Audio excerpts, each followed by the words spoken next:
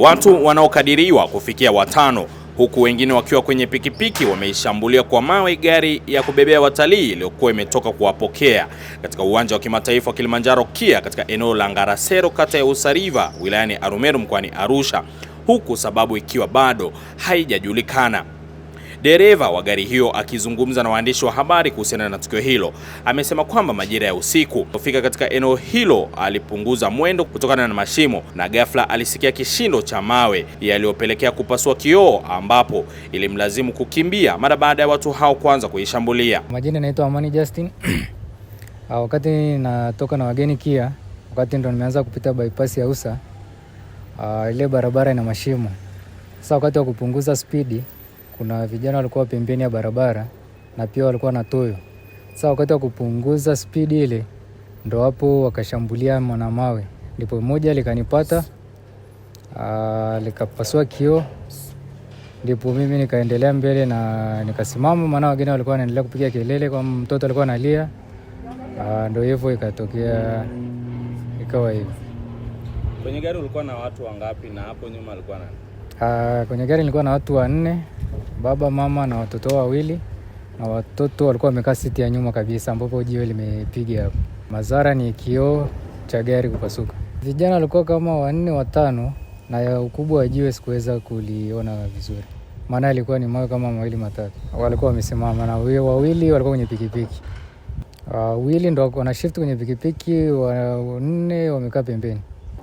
Hawakuwa. Baada ya kwenda mbele kama mita kadhaa ndo nikaona watu 4, 5, ndo nikabidi nipaki gari kwa ajili ya kuangalia usalama wa wageni. Licha ya tukio hilo kuripotiwa polisi, wadau wa utalii wameomba kuwekewa kwa ulinzi hasa nyakati za usiku katika barabara za Moshi Arusha na ile ya mchepuo wa bypass kutokea Usariva kutokana na kuwepo kwa matukio kadhaa ya kihalifu hasa katika nyakati hizi za kuelekea kwenye msimu wa utalii. Kwa jina naitwa Epimac Ndevu, ni mkurugenzi mtendaji wa kampuni ya R&M Tanzania Specialist. Tukio lilopo ni kwamba imetokea tukio jana. Tulikuwa na wageni wameingia kutoka Ulaya kwa ajili ya kuja kutalii. Wamepokelewa pale Kilimanjaro vizuri sana, wamekuja, lakini walipofika eneo la Usariva pale, ikatokea kwamba karibu tu na kituo cha polisi pale kukunja kuja bypass. Basi kwa taarifa zilizopo ni kwamba wakapiga jiwe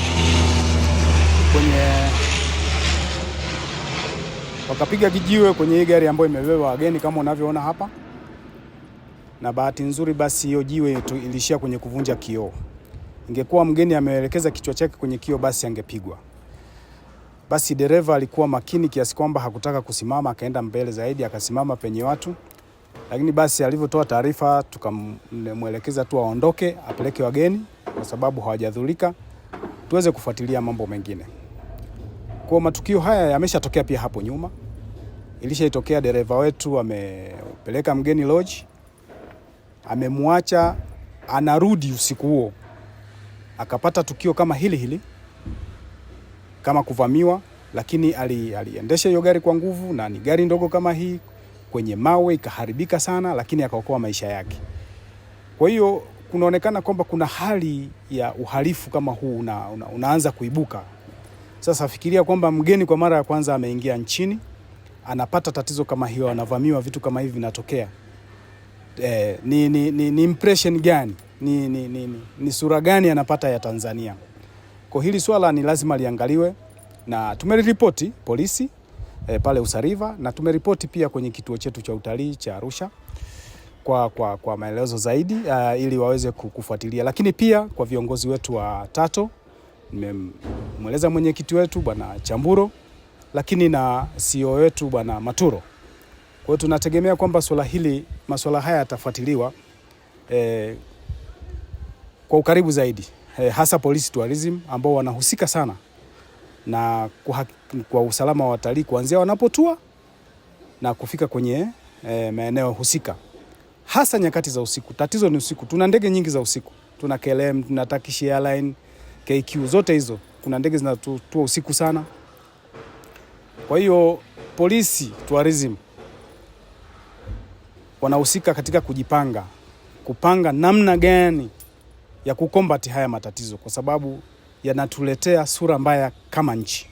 Mwenyekiti wa chama cha mawakala wa utalii Tanzania TATO Wilbard Chambulo amekiri kutokea kwa tukio hilo na kulitaka jeshi la polisi kuimarisha ulinzi katika barabara hizo, ikiwa ni pamoja na kurudisha vituo vya polisi vya utalii ambavyo vilikuwepo awali kwa ajili ya usalama. Naitwa Wilbard Chambulo, mimi ndio mwenyekiti wa TATO kwa sasa hivi. Na tuko memba karibu 800, makampuni karibu 800 ndio memba wetu. Na hata huyo mmoja wapo alikuwa ni memba wetu Tanzania Specialist. Kwa hiyo ndio hivyo. Na nashukuru kwa sababu ameripoti. Hayo matukio yaliyotokea, hiyo ni moja tu. Kwa hiyo inabidi tupangane mara moja, tupeane taarifa na viongozi wetu, hususan watu wa Wizara ya Mambo ya Ndani, maana yake polisi, sio? Na sisi tuna ile tourism police hapo Arusha, yule anaitwa Tenga, anasimamia pale tourism police. Sasa inabidi tuongee nao, tuangalie kwamba okay, tunajipangaje wote kwa pamoja.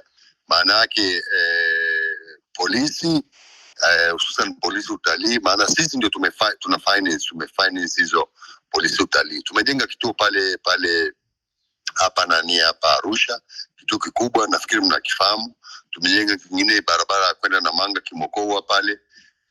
Kingine tumejenga hapa Karatu ambacho kinafanya kazi vizuri sana, na kingine tumejenga kule Kikatiti. Sasa ukiangalia, na kingine kiko hapa Makuyuni. Ukiangalia vile vituo viko abandon. Yaani cha Karatu tu ndio kinafanya kazi na hiki cha Arusha. Lakini vile vingine vyote viko abandon. Kwa hiyo tumejenga tu white elephant in the middle of nowhere. Na vile vituo tulijenga ni kwa sababu ya hiyo mambo ya patrol usiku kwa ajili ya watalii au kwa ajili kama kuna tatizo. Lakini vimeachwa tu hapo, vimekaa tu, ni popo tu wanakaa huko ndani. Kwa hiyo ni hasara tu tumeingia. Lakini mimi nilikuwa na shauri tu kwamba sisi wadau wa sekta ya utalii tujipange, maana sasa tukiacha kila kitu serikali, mambo ya ulinzi na usalama, inabidi pia na sisi wenyewe tujipange, tuchangane.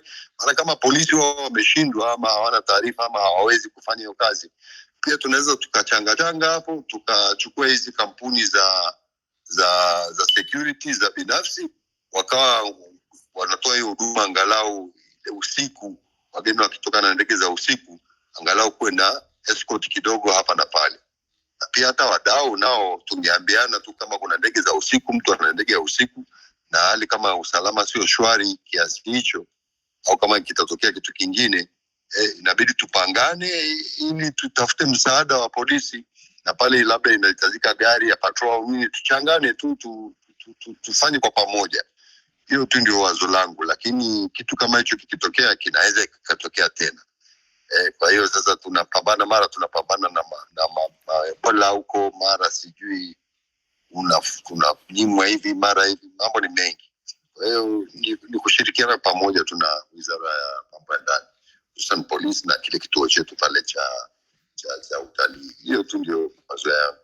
Kwa hiyo sisi kwenye sekta utalii TATO tunajipanga, nitatuma message kwa members kwamba jamani, issue ikoje, ili tujaribu kuangalia mawazo ya watu, tuchanganye pamoja, tuangalie usalama wa wageni wetu na usalama wa madereva wetu, mali zetu, na pia kwa image nzuri ya nchi yetu, kwa sababu hivi vitu vitatuletea shida hivi.